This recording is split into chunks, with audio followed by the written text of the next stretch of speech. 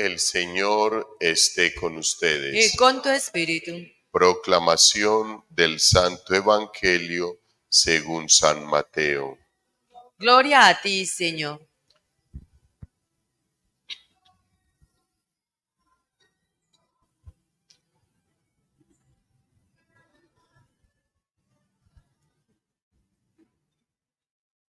En aquel tiempo dijo Jesús a sus discípulos esta parábola.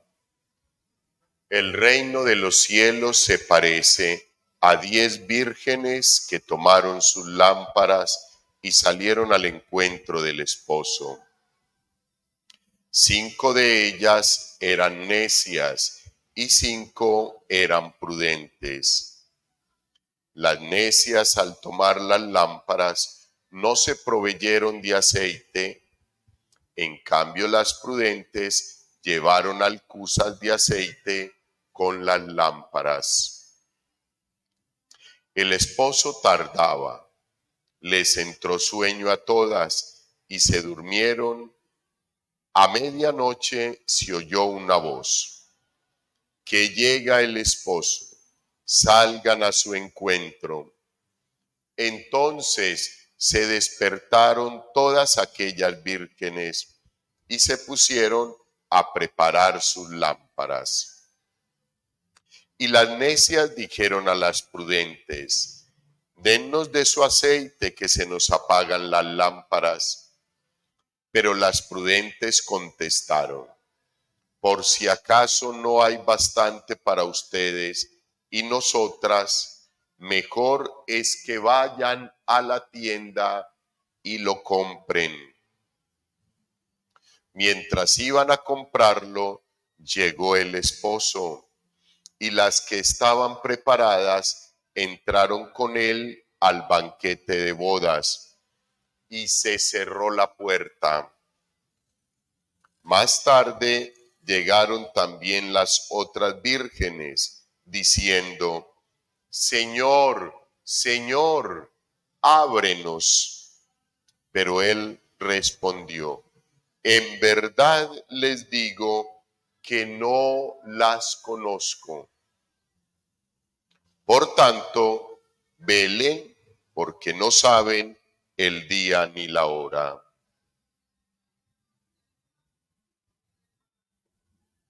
Palabra del Señor. Gloria a ti, Señor Jesús.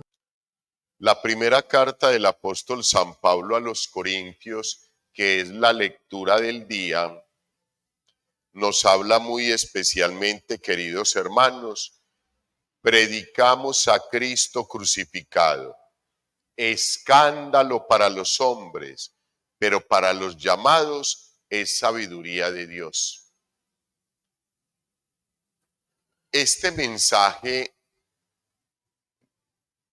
como decían los escribas y los fariseos al inicio de la semana, ¿quién lo entiende? ¿Quién lo comprende? Nadie. No, esto es muy difícil.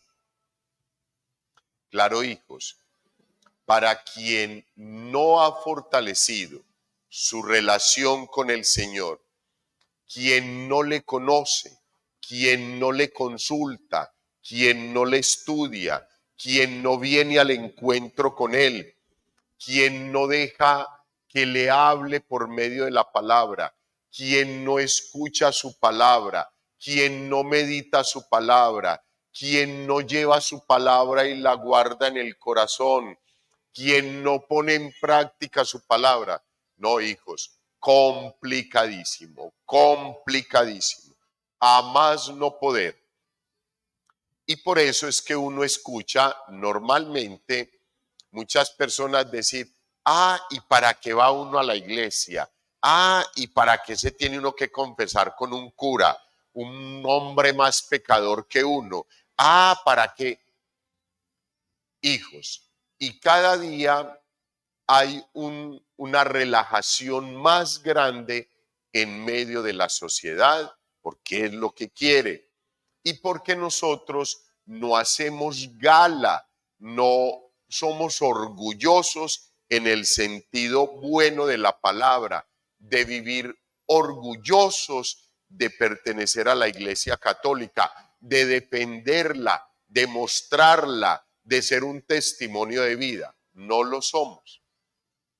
O sea, la sociedad quiere dañar toda la fe católica. O sea, y es claramente así. La fe católica. Cualquier otra fe no le importa a la sociedad. Si tú eres adventista del séptimo día, no le importas a la sociedad. Si tú perteneces a la oración fuerte del Espíritu Santo, no le importa a la sociedad. Si tú vas a la iglesia Bethesda, eso no le importa a la sociedad. No le importa, hijos, porque esa no es la preocupación de Satanás. Ya Satanás sabe que los tiene ahí al ojo. No hay problema.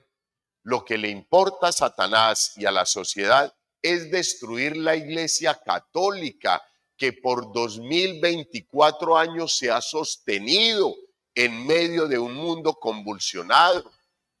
Ya veíamos ayer cómo a Juan el Bautista le mochaban la cabeza. O sea, es que esto no es de ahora.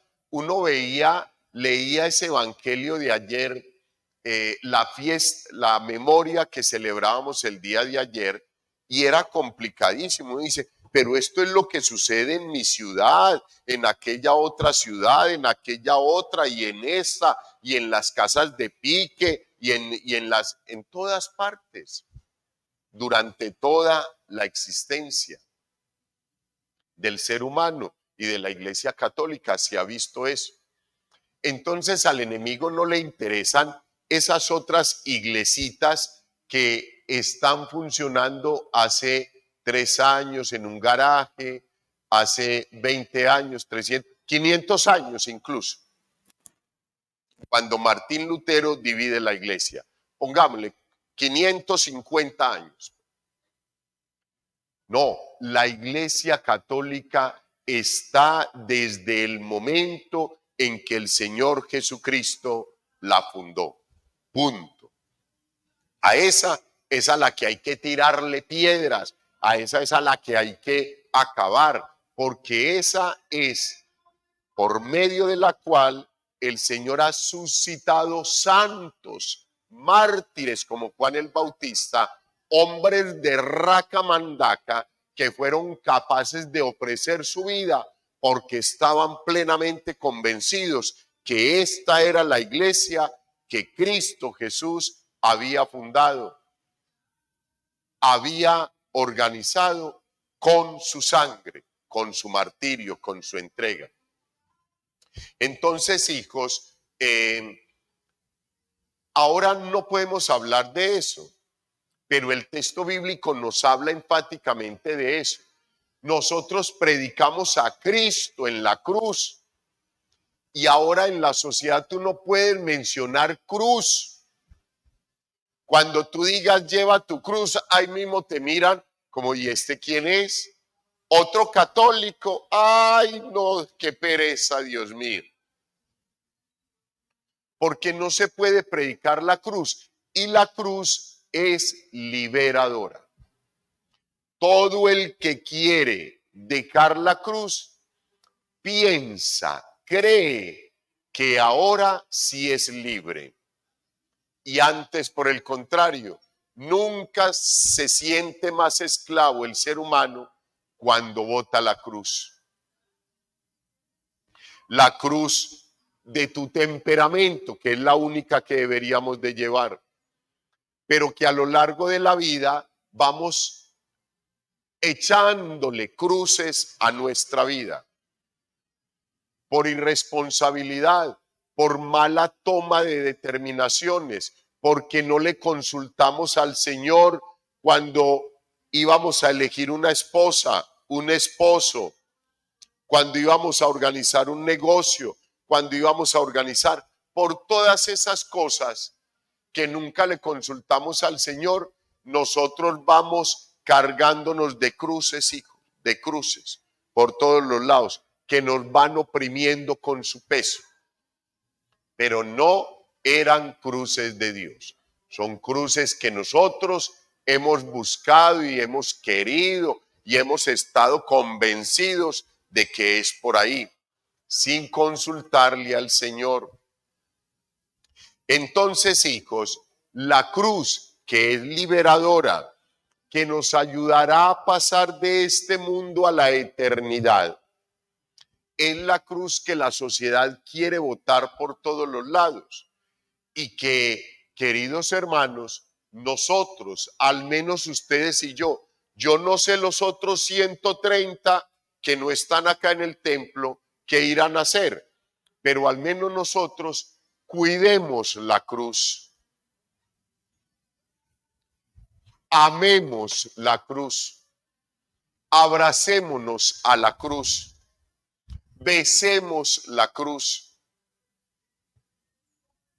Besar la cruz es besar a Cristo Jesús y decirle: Señor, tú llevaste tu cruz, tu obligación, tu compromiso con el Padre y nos has liberado porque lo llevaste hasta el último momento.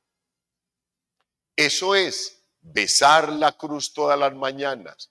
Se los digo de todo corazón, lo aprendí mucho tiempo atrás, queridos hermanos. Ya había comenzado mi proceso de transformación y de conversión espiritual, y yendo a un cursillo de cristiandad, tuve la oportunidad de encontrarme con una predicación de un laico comprometido que nos decía: ubiquen en la mesita de noche o en su cuarto un crucifijo, y todas las mañanas lo primero que debes de hacer es besar la cruz, besar la cruz, besar a Cristo crucificado. Lo que hoy nos dice el texto bíblico, que nos sintamos orgullosos de que ese santo varón que está ahí crucificado es Dios y que dio su vida por ti y por mí. Y cuando te despiertes y la cruz te pese y digas: Dios mío, otra vez a ese sitio de trabajo, Dios mío, estas deudas, Dios mío, esta mujer, Dios mío, este hombre, Dios mío, estos hijos, Dios mío, esta sociedad, Dios mío, hijos, besa la cruz, besa la cruz, ponte en pie y vas y besas la cruz. Besa a Cristo Jesús.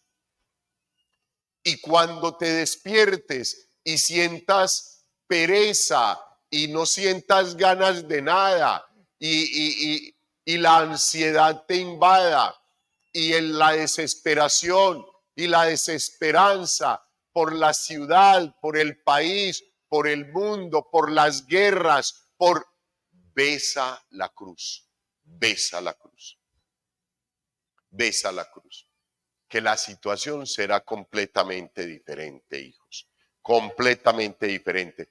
Afuera continuará igual la situación y se seguirán acabando unos con otros, pero tú ya besaste la cruz de Cristo. Mucho mejor si puedes tener el crucifijo ahí en la mesita de noche. Te levantas, te despiertas, lo primero que debes de hacer, te postras ante el crucifijo y lo besas. Besa la cruz, besa la cruz. Que esa cruz es la que ha predicado la iglesia durante 2024 años y por eso se quiere acabar. Porque hombres, mujeres, niños, jóvenes y adultos han encontrado en la cruz de Cristo la esencia para vivir. Y lo han despreciado todo lo que han tenido y lo que Dios les ha regalado. Lo han despreciado todo por unirse prontamente a Cristo Jesús. Lo vamos a matar, hágale, tranquilo. Cristo Jesús me espera con las puertas abiertas en el cielo. Eso, hijos, sea, yo le pido al Señor que no me vaya a tocar un momento de eso, un martirio. Yo le pido al Señor porque me considero un cobarde y porque no creo que sea capaz. Pero le pido al Señor que en caso tal de que llegue ese momento, yo le sea fiel, no vaya a traicionarlo. Yo no lo quiero, no lo busco tampoco, pero que el Señor me dé la gracia, por si llega ese momento, poder ofrendar mi vida por Él también, como Él lo ha hecho por mí. Entonces, esa cruz es la que predica Pablo en la lectura del día de hoy. Y es la cruz que se ve implícita, queridos hermanos, en el texto bíblico del Evangelio, que son las bodas del Cordero. ¿Qué nos dice el texto bíblico? El texto bíblico nos habla de una parábola hermosa que el Señor puso en público para comparar el reino de los cielos. Vamos a mirarla ahí. En aquel tiempo dijo Jesús a sus discípulos esta parábola. El reino de los cielos se parece a 10 vírgenes que tomaron sus lámparas y salieron al encuentro del esposo. 5 de ellas eran necias y 5 eran prudentes. Las necias, al tomar las lámparas, no se proveyeron de aceite. En cambio, las prudentes llevaron alcuzas de aceite con las lámparas. Vamos hasta ahí, hijos. El Señor está comparando que el reino de los cielos es igual a 10 vírgenes que se preparan para el banquete de bodas. En el tiempo del Señor Jesús, la boda comenzaba a las 6 de la tarde o cuando ya comenzaba la oscuridad de la noche. Ahí comenzaba la boda y era todo un ritual. Recuerden que la boda se vivía durante 8 días. Pero entonces él es el novio, el prometido, que se habían comprometido un año atrás, un año antes se comprometían y vivían en castidad, en obediencia, en sumisión el uno al otro, pero no convivían maritalmente. Entonces, el día de la boda, el esposo salía vestido por la noche por las casas de las vírgenes, de las doncellas, o sea, de las que podían o estaban esperando casarse. Y ellas lo iban acompañando hasta que llegaban a la casa donde estaba la novia. Y ahí ya se unían novio y novia, muy parecido con parte de la celebración ahora. El novio está acá esperando a la novia y la novia entra acompañada de su papá y de su familia. Y en el centro, el novio se desplaza de acá hasta el centro, la novia llega al centro del templo y ahí el papá y la mamá o el hermano mayor entregan a la novia, al esposo, y junticos caminan hasta el altar. Entonces el novio salía a recorrer por el pueblo y las doncellas iban saliendo con lámparas encendidas a acompañar el novio porque estaba de noche para llevarlo a buscar a su prometida. Y entonces llegaban al sitio donde estaba la prometida y allí comenzaba la boda.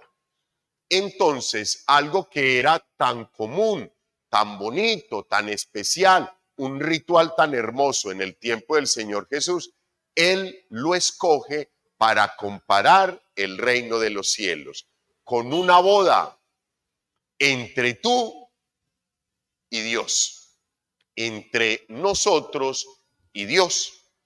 Entonces nos recuerda eso: 10 doncellas, 5 juiciosas y 5 liberatas, no juiciosas. Las 5 juiciosas llevaban el aceite, la cruz, la gracia de Dios. Y las liberatas no llevaban nada y pensaban que allí en ese momento pues les iban a dar, iban a conseguir el aceite, la gracia y la cruz. Entonces ellas están ahí esperando al novio.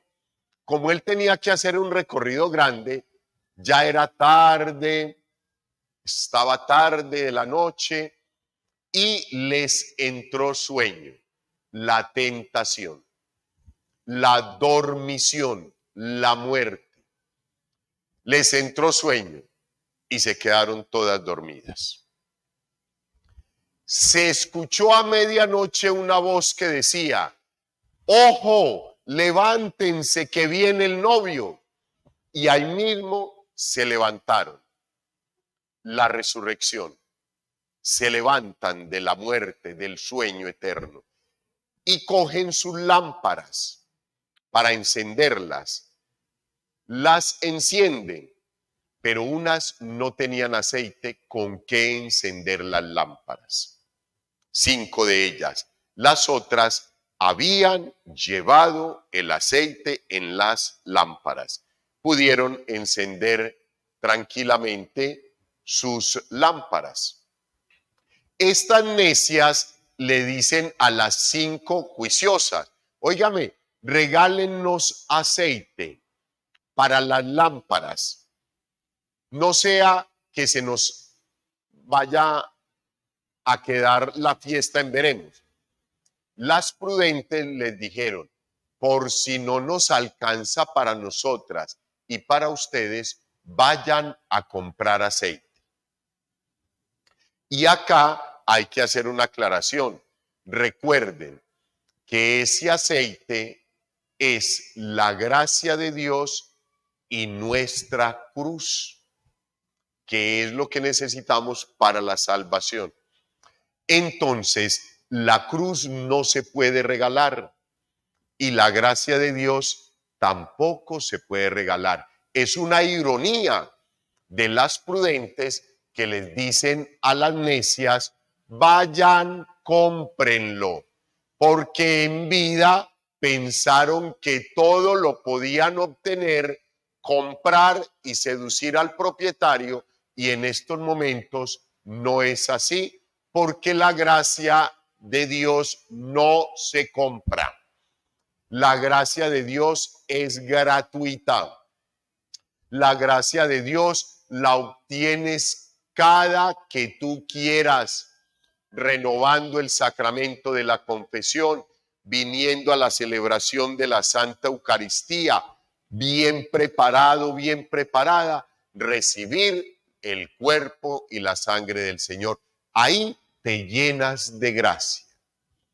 Entonces, las necias fueron a comprar el aceite. ¿Dónde se dispensa el aceite? En la iglesia. En la iglesia. En la iglesia te ungen el pechito con aceite de los catecúmenos, te ungen la cabeza con el aceite consagrado del Santo Crisma, te ungen la frente con los sacramentos. Entonces, ellas se van a comprar el aceite. Ese aceite no se compra, ese aceite en la iglesia se regala por la gracia de Dios. Pero mientras iban, con toda seguridad que no lo iban a conseguir, con toda seguridad que se les iba a poner un poquito de más dificultad, les iba a ser un poquito más complicado. Ir a un templo está cerrado, ir al otro no está el padre, va al otro, el padre se acabó de ir, bien, hasta que por fin logran el aceite. Pero mientras ellas iban, llegó el esposo para la fiesta. Llegó el esposo. A ver, ¿quiénes están listos? ¿Quiénes están listas? Entren, entremos todos.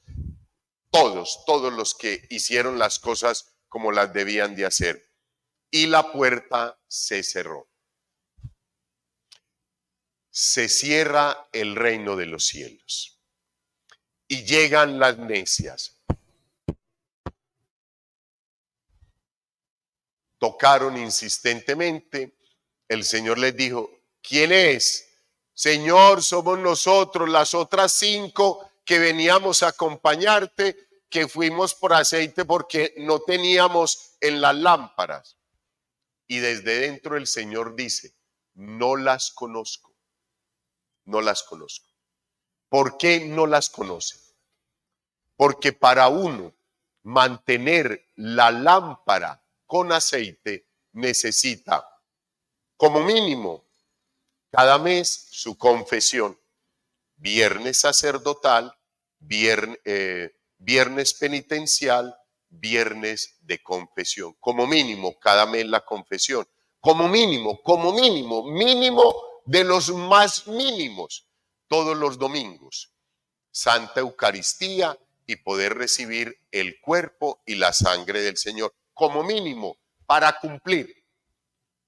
Pero si tú has entendido que la cruz me libera y que la cruz me ayudará a entrar al reino de los cielos y que por la cruz el Señor Jesús me regaló la salvación, yo voy a sentir amor por ese ser maravilloso, el Señor Jesucristo, que me ha regalado la salvación. Entonces vendría todos los días por amor a la celebración de la Santa Eucaristía. Y todos los días recibiría el cuerpo y la sangre del Señor. Cuando yo vengo a una celebración de la Santa Eucaristía, santamente preparado, santamente listo para recibir el cuerpo y la sangre del Señor, yo recibo el cuerpo y la sangre del Señor y todo el aceite en mi lámpara se renueva, hijos. Todo es todo. Para decirles cómo funciona la gracia de Dios, les voy a contar esto y les voy a dar este ejemplo. Hijos, con este ejemplo termino y les pido de todo corazón, lo reflexionen, lo piensen, lo recuerden siempre, siempre, siempre. Hijos, es así, es así. Por eso se los cuento y se los cuento con cariño.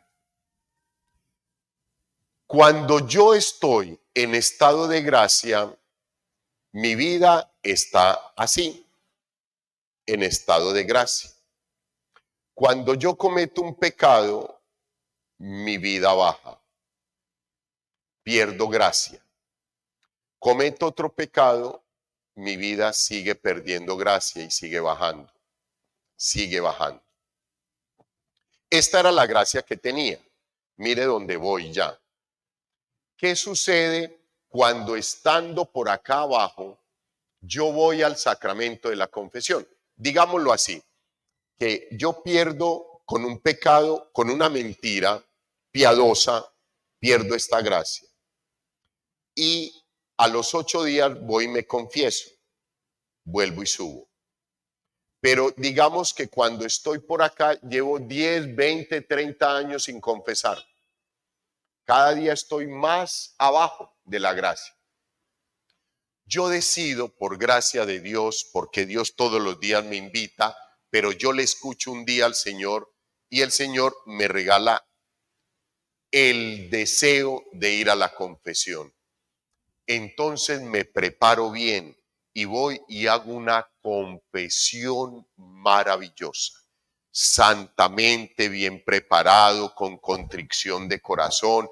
Me duele la vida que he llevado hasta este momento. Yo no quiero vivir más así. Siento que el Señor me está llamando y voy y hago mi celebración del sacramento de la confesión. Entonces yo estoy por acá. El sacerdote me absuelve de los pecados, me perdona las faltas por la misericordia de Dios. Bueno, es Cristo Jesús por la acción del sacerdote. Entonces, hijos, mi gracia vuelve a estar a nivel que debía de tenerla. Hasta ahí la cosa maravillosa. Pero resulta que como el Señor no se deja ganar en generosidad. El Señor Jesucristo, en el momento del sacramento de la confesión, que te borra los pecados, te devuelve la gracia que habías perdido con la mentirita piadosa, con el pecado que cometiste. Y te da el 100% más. Una maravilla. O sea, me recupera la gracia y me da esto más. O sea, me llena la lámpara de aceite y me dice, tenga este otro galón para que no se le vaya a apagar nunca esa lámpara. Y siga viniendo, que le voy a dar cada que venga un galón más de aceite, de gracia, para que pueda llevar la cruz. ¿Qué tal? ¿Les habían contado esto, hijos? Hijos, por eso yo les digo, hijos, le pido al Señor que me ayude a no ofenderle, a no cometer faltas y pecados. Pero como ser humano, en ocasiones me descuido y salta el pecado y la tentación. Inmediatamente, hijos, me pongo en pie y voy a buscar a un hermano sacerdote para volverme a confesar. Voy a buscar al director espiritual para volver a confesar. No puedo dejar, hijos. Yo en un momento estuve así en un momento. Yo no, y cuando uno está por allá, uno odia la iglesia, los curas, los sacramentos, odia todo. Y aquí uno no quiere sino el desorden, las pasiones saltan a la vista, a uno le proponen negocios sucios, cochinos, y uno es feliz metido en todo eso. Aquí, hijos, es muy complicado salir de ahí, pero por la gracia de Dios se puede salir. Y el Señor te regala mucha más gracia. ¿Cuál es el efecto de la gracia en cada uno de nosotros? Hijos, cuando yo estoy por allá en el piso, la gracia, digamos que llega a los tobillos. La gracia es un escudo protector en mi cuerpo, un escudo protector que cuando llega el pecado se estrella contra ese escudo protector, se desvanece y se va la tentación. Pero cuando yo no tengo sino gracia en los tobillos, todo el resto del cuerpo está frágil. No hay quien lo cubra. Llega la tentación y uno se sacia en la tentación, se sacia en el pecado. Cuando el Señor me saca de allá y me devuelve la gracia, entonces me cubre todo. Tengo el escudo. Pero ese escudo en el caminar de la vida es frágil. Se puede dañar. Entonces yo digo la mentirita piadosa, como todos llaman, pierdo gracia. Entonces yo digo la mentirita piadosa y se me gasta un poquito de gracia. Vuelvo y digo otra, como es normal decir mentiritas piadosas, entonces voy perdiendo. Y me encargo de decir mentiritas piadosas toda la vida y voy perdiendo la gracia de Dios, el escudo que me protege ante el mal y ante el pecado. ¿Qué hace la confesión frecuente? Hijos, el Señor me regala la gracia, me recupero de allá y vuelvo al mes a confesarme porque dije la mentirita piadosa. Vale, no hay problema. Entonces el Señor me regala otra capa de gracia. Y vuelvo al mes a la confesión y el Señor me regala otra capa. Ya tengo 3 capas de gracia. ¿Qué tal? Me estoy blindando contra el maldito pecado. Me estoy blindando contra las fragilidades del ser humano. Hijos, ¿quieren caminar con las lámparas encendidas? ¿Quieren ir con la lámpara acá y el galón de aceite acá? santa confesión y santa comunión constantes. Santa confesión en un término no mayor a un mes y santa Eucaristía y santa comunión todos los días de sus vidas. Gloria al Padre, al Hijo y al Espíritu Santo.